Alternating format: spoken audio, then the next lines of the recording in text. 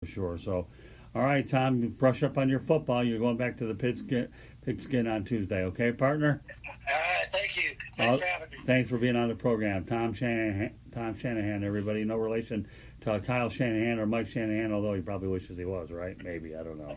That's right. All right, thank you, Tom. Have a good weekend. So, some of your thoughts, Lewis, about what you may have learned here about the ACC. It kind of gives me a little bit more interest in college basketball. Again, I don't watch too much of it. I watch a little bit when March Madness is on every year. I mean, just to make a point on Coach K, I feel like every conversation regarding college basketball has to center on him with how important he's been to Duke. The fact that he's nearly 800 games over 500 as a head coach over there is just a number I've found recently. But no, I mean, the thing with college sports, which is interesting, and I know we were talking basketball, but this is the all college sports, is the fragility of how, and what really makes those coaches great. And I'd argue what makes them even greater than, say, some of the pros is that, you're working with a lot of immature and, like raw talent. And the fact that a lot of these guys like Coach K can, work and the aforementioned coach at Florida State, I'm blanking on his name, can work with guys and teams that you're really... Hamilton. There you go. That's okay. And, you're working with teams and players who are... It's just a revolving door every year. You pretty much almost have a new cast. And at most, you'll get 4 years with these guys before most of them elevate themselves to either the NBA, the NFL, etc. But it's just interesting, and that's really what I find as a marker as a great coach. And I do agree with what he said about Coach K. We saw in college football, Nick Saban went to the NFL for 3 years and coached the Dolphins. And that had a little bit of a tarnish on him. It kind of started this idea of, oh, well, he can do it in college, but he can't do it in the NFL. And in a sense, that was true. Saban was 15, 17, his 2 years in Miami, and then he just went back to Alabama and he just became the stud. But yeah, again, I guess he makes a lot of good points with how important a coach really is to a staff, and that's any sport, but maybe in college basketball the most, with just the rate of turnover that you have with players, given that most of them decide to just either not play anymore or they go to any other sport. Go to the pros. Sorry, not the sport. All right. Well, you know what? With that said, we're going to welcome Xavier McKnight to the program. And Xavier, before you get some of your other information, Lewis was bringing up an interesting point about college coaches, how they acclimate. Why don't you go ahead and ask Xavier about that first, and then we'll go on to some of the other business at hand, okay? Xavier, welcome back to the Sports Exchange. Glad to have you on. Thanks, Scott, Lewis, for having me on as always. You're What's welcome. going on? So we were talking with Tom Shanahan recently, and mostly Scott was, just given my lack of credibility when it comes to knowledge of college sports and college basketball, which is his specialty, and he was talking ACC Media Day, and I raised a point to Scott after the fact where I kind of give a lot of credit to college coaches, given the high rate of turnover, say with players, because they either after at the most you have those guys for 4 years because they either leave to go to the pros or they just wind up they just stop playing the sport altogether, and I give a lot of credit to that, especially to guys like Coach K and Leonard Hamilton, who can despite the fact that they have a revolving door of players that they're lining up in, I guess in college basketball, the revolving door of starting five. It's amazing the success that those guys are able to have. I know it's a very rudimentary kind of concept to delve into, but I give a lot of credit to people like that. Well, I think the one thing and you should. The one thing I want to mention before you say this is there was a time when the Lakers were courting Mike Krzyzewski hard, and he was really thinking about it, but opted to stay where he was at. So sorry to interrupt you. Go ahead. No, but that raises a good point, though. And I mean, we were also talking a little bit about how college athletes shouldn't be paid. I had my reservations with that just because I could take into account the student experience as a whole. And as a former college student, and as I'm sure all three of us are, we understand that it's kind of hard to see an athlete who's on full scholarship also receiving a paycheck for his services on the field. And, I had some reservations about that. I just wanted to know maybe how you felt about the idea of college athletes getting paid. It's an idea and it's a debate that's really been gaining a lot of traction in recent years.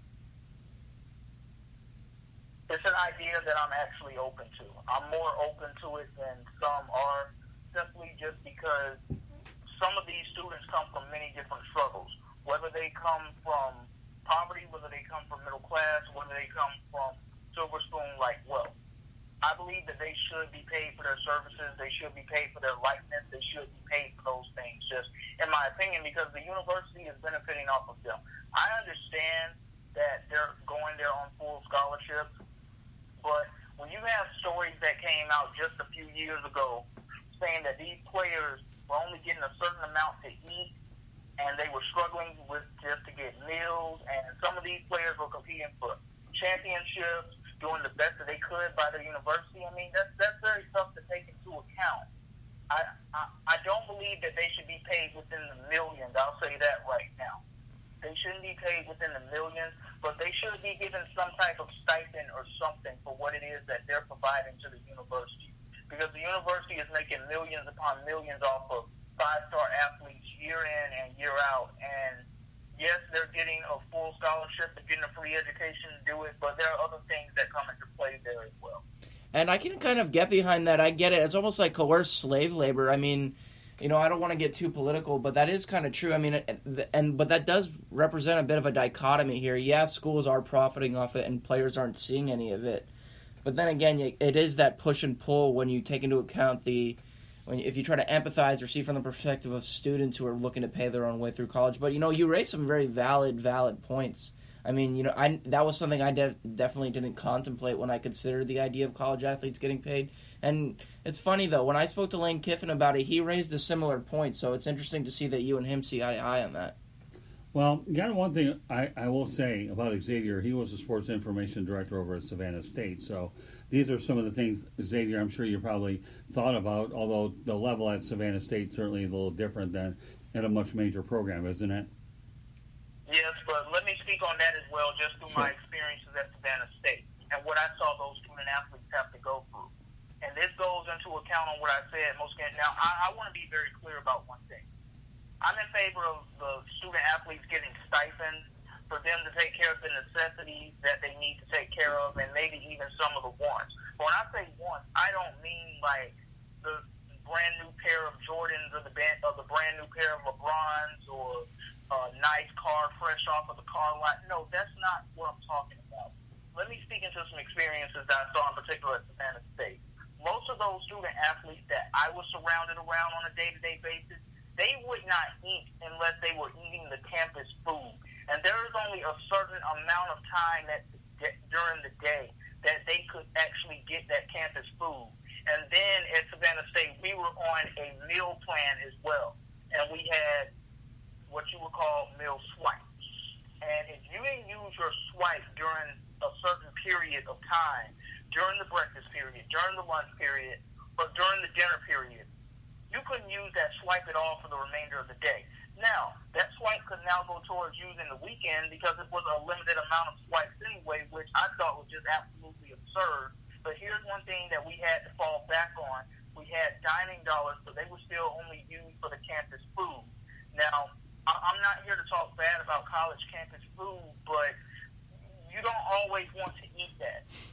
You want to have a way of having your own fresh cooked vegetables and fresh cooked meals and things like that. You want to have a way of doing that because you know the vitamins, you know the vegetables, you know the protein, you know the nutrients, you know the things that you need to put in your body for you to be as successful as you want to be. Now let me speak about what's going on at Savannah State today because I've mentioned it a few times. They're back to Division II play. The football team is actually doing a little better this year. They're 3-3 on the season.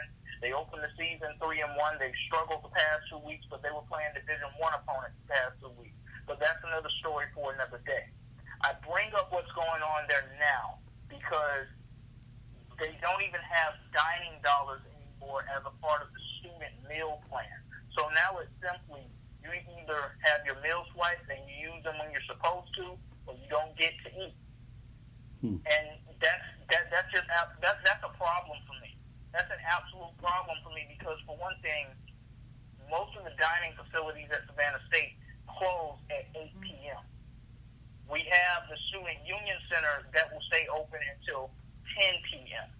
But that's a problem for me, for them not to at least be able to use their swipes throughout different times of the day because here's what's not being taken into account there for me. And this is probably an issue at other college universities as well if they go through the same exact system.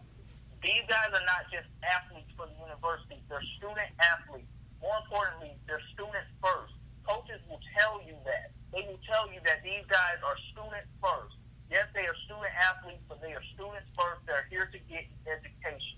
With it taken into account how many classes these guys have to go to per day, the amount of time that they have to spend at practice? How about if they have to go to study hall, because most of them do?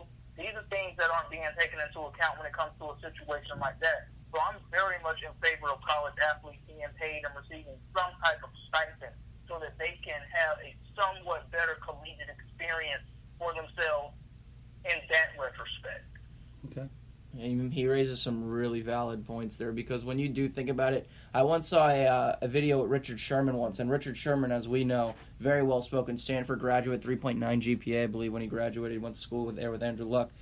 I mean, he makes the case for college athletes being paid as well, and he outlines, and I'm not sure if you guys have ever seen this video, I'm sure maybe you've seen it, Xavier, but Sherman really understands and empathizes with the athletes, the daily grind that is. And, I mean, he outlined, like, a daily practice schedule for him at Stanford. It was like a 6 a.m. practice, and then he'd go to eat, and then he'd have class, and then he would practice again.